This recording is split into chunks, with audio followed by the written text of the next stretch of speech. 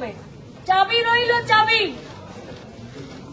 এ চাবি শুধুমাত্র কয়েকটা টাকার চাবি নয়, এ চাবি গোটা রাজ্যের গরিব খেটে খাওয়া মেহনতি মানুষের সরকারি হসপিটালের উপরে ভরসার চাবি।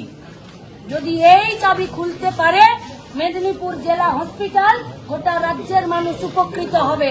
আর এই চাবি, এই তালা যদি খুলতে না পারে, জেনে নিন হসপিটাল, ডাক্তার, ওষুধের উপরে গরিব মানুষের আস্থা, ভরসা আস্তে আস্তে চলে যাচ্ছে। এই ভরসা, এই আস্থাকে ফেরাতে হবে আপনাদের সহযোগিতায়। তাই এ লড়াই চলবে, এ লড়াই আরো সামনের দিকে যাবে। এই জেলার আমাদের ছাত্র যুব মহিলা নেতৃত্বরা আছেন, তারা বলছেন এরপরে আমরা কোন দিকে যাব। দিদি একটু চাবিটা দেখান, দিদি একটু চাবিটা দেখান। তুমি